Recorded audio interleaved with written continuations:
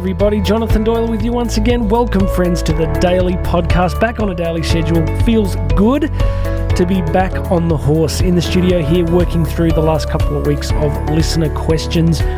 All the best content comes from you guys. It is true. I found myself a few weeks ago, and what am I going to talk about? What am I going to talk about? I've been doing this for a few years. What else is interesting? What really matters? And so I reached out to you guys, and the questions and problems and challenges have been just a real privilege to read. So thank you for doing that. I'll do that every few weeks so we keep the utility, the value of the show coming. We want to solve real problems. We want to address real issues in our lives. Let's start by addressing the issue of housekeeping. Please make sure you have subscribed. Hit that subscribe button. We live in an attention economy. There are so many things fighting for the rich, beautiful gift of your attention. And there is, so much out there that you just is time wasting. So I'm hoping to bring you value. So I'm hoping to earn your attention. So please hit subscribe, share this with family and friends, and go and check out the links here in the show notes. Wherever you're listening, you can jump on your podcast app and you should be able to find for this episode a whole bunch of links. You can get my book for free. You can book me to speak. You can do coaching with me, and you can find a link to the YouTube channel. And finally, you can check out the link to Karen's MasterClass for women. My amazing wife, Karen, does a MasterClass for women around the world, which she mentors groups of women in business, in life, in family, and whatever issues you're struggling with. So go check that out. She is a amazing woman, very proud of my bride, and really proud of what she's doing. So go check that out, friends. Today we're talking about a topic that every single one of us can relate to. This is a little sent to me by a good friend of mine, and shout out to you, Robert. Thank you for sending this through. You're just articulating what all of us are experiencing in different ways. And he says, I think one of the big pressures is time. And he even spelt it in capitals. Not enough for the things that matter. With the time pressure comes busyness. Amen, brother. Testify, preach to the choir. We can all relate to what you're saying. I'm in the studio now, and it's 3:22 p.m., and my kids will be home soon, so I got to get back to the house for them, and then I got a bunch of things to do, and I totally relate. And as many of you know, I'm training for some ridiculous events coming up, so for me at the moment it's 2 to 3 hours a day of training plus everything else that goes on. So Robert, I totally get it, and I'm glad you sent us this, my friend, because you're speaking of something that all of us are going through. So I've got a few thoughts on this, friends.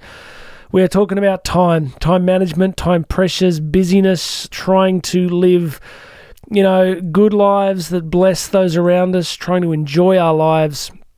And the first thing I want to frame here is let's acknowledge the reality of our situation. We have been born into a interesting moment in the human journey. We are living in an incredibly complex, technological, technocratic, post-capitalist or late-stage capitalist culture where utility and consumerism kind of are the milieu, the soup du jour, if you will. We're surrounded by technology and its great promise of freeing up our time. Whoever came up with that marketing slogan for marketing needs to go and sit in the naughty corner for a while, because it hasn't exactly come to pass, has it? How you going with that? How you going with how technology was supposed to free up our time? So look, the first thing I want to recognize is, and I want because this leads us to some self-compassion, is often when you're struggling with busyness, exhaustion, time, strain, you can make it a you thing. I'm not talking to Robert specifically, I'm talking to all of us here. Like, we can make it about us, right? Oh, if I was better, if I worked harder, if I did this. So blame is rarely helpful. Constructive feedback is good because it helps us to consider where we can grow. But, internal criticism, the negative self-critic that we all have that tells us that, if we were just like her or just like him, we'd be more organized and we'd get more accomplished. Please remember that the goal of life is not to accomplish more. That is not the goal of life. The purpose of being created and placed here on this big, expansive, beautiful planet is not to accomplish more. God doesn't really care. I'm convinced. What God wants is to see you enjoy the beautiful gifts that you've been given, and to be a blessing and to others, and to live in relationship and love with others, and to contribute, to take the talents you've been given and use them in useful ways. So however that plays out doesn't, it's not as if that we win by doing more. Okay, so let's address that first. We don't win by doing more. We've been born into a very demanding, busy, complex society with multiple layers of responsibility and, connections and all these different things we're trying to do. So we want to have some compassion and ground ourselves a little bit and say, this is just how it is. I didn't ask for this, but this is what's going on. Now, how do I interact with it? I can't recommend enough Paul Kingsnorth. I follow Paul Kingsnorth's work on Substack. I'm a big fan. I think he writes really well about what he calls the machine, which is kind of a process that's been unraveling through late-stage modernity, which is the machine is kind of everything that I'm talking about. It's the great, vast, technocratic entity itself, really marked by progress, but the fundamental value of our age isn't family or love or contribution. The fundamental value of our age is progress. Progress in everything. At the extremes, you see all sorts of aberrant behaviors and, all sorts of really out there ideas about the nature of what it means to be human, because they're seen as progressive. The nature of all technology and finance and tends to be around progress. It's about always, sitting around a fire is not what the machine likes, right? Taking time slowly to do things is not what the machine likes. So we have to see behind the veil a little bit.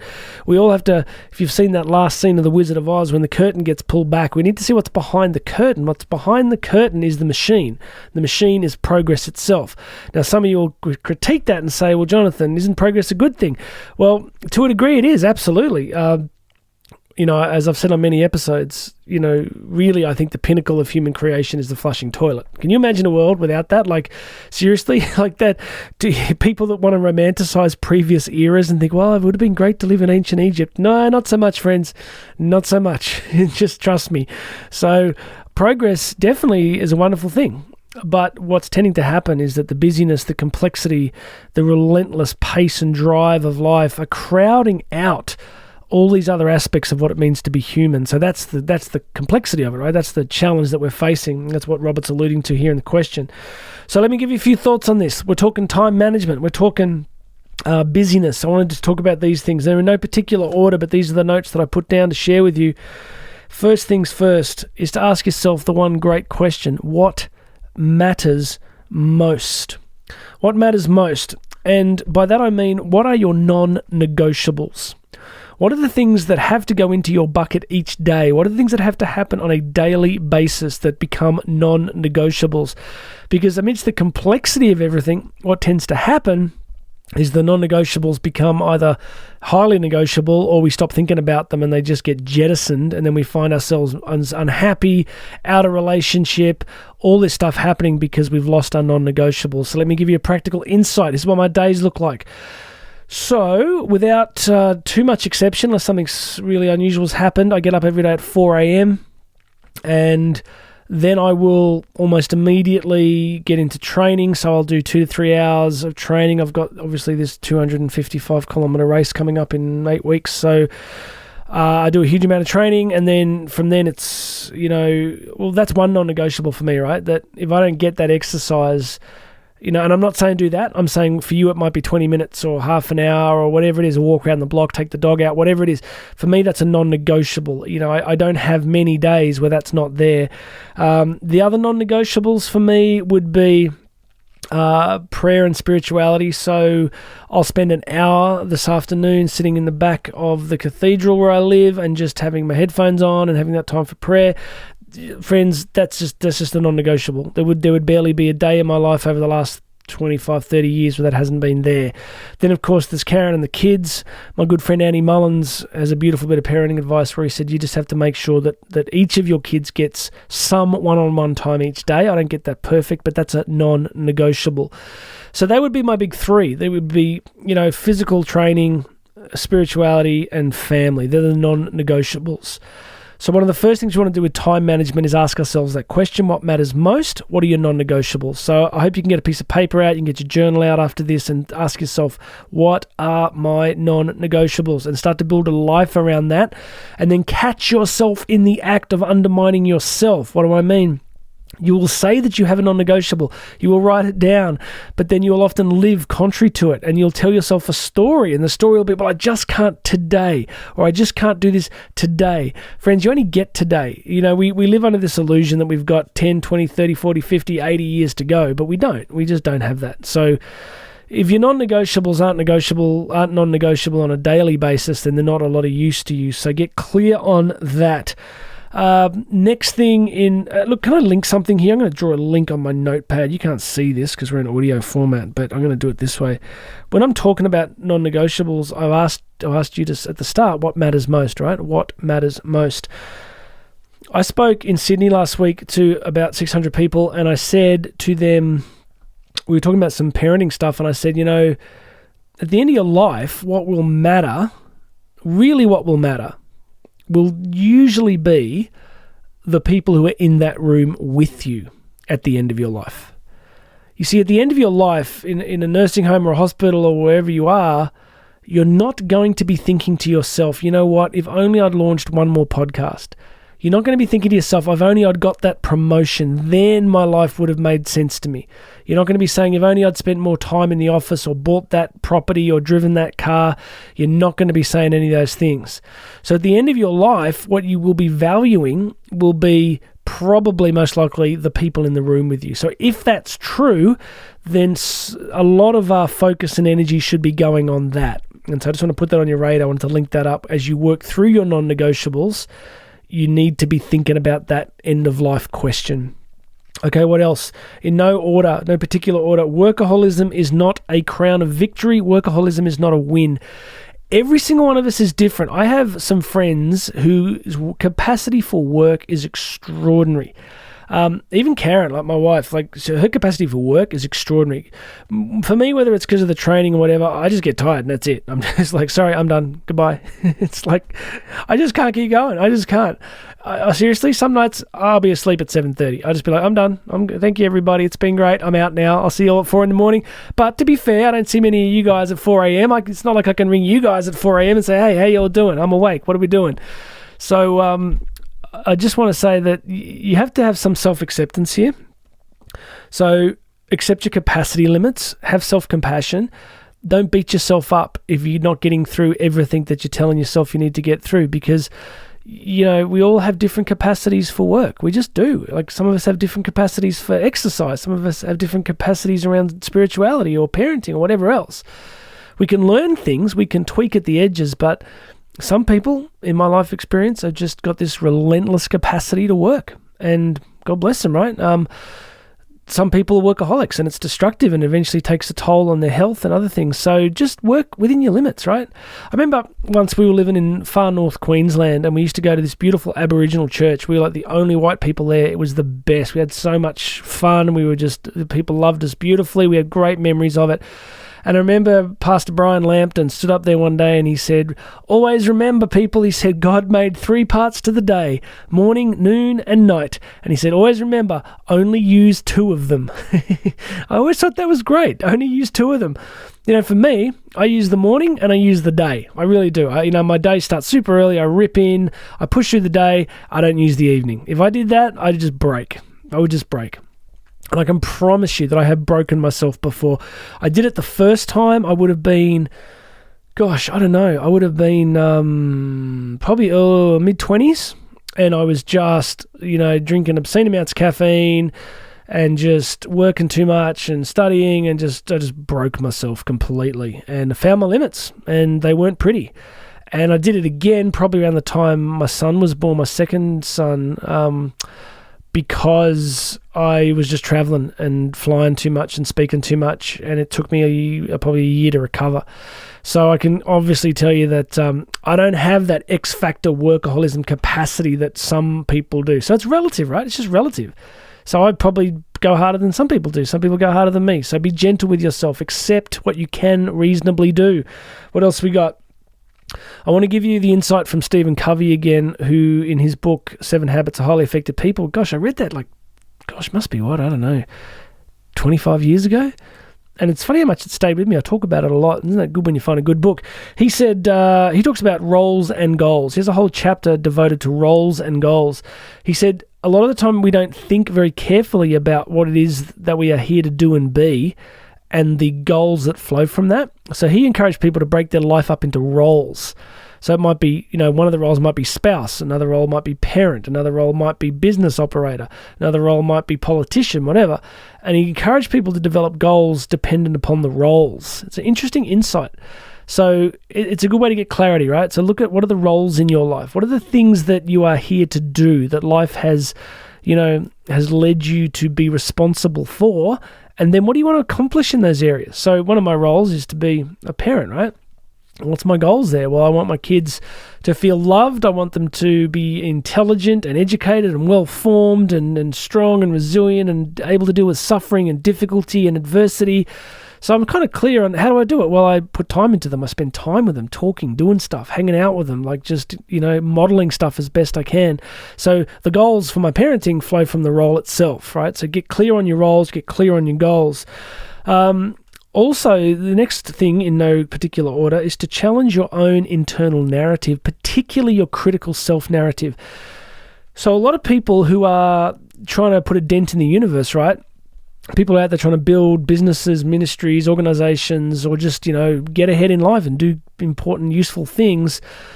Often you will find an internal critic which will just this voice, this sense that you're like never doing enough, that you're not getting enough done, that you're not...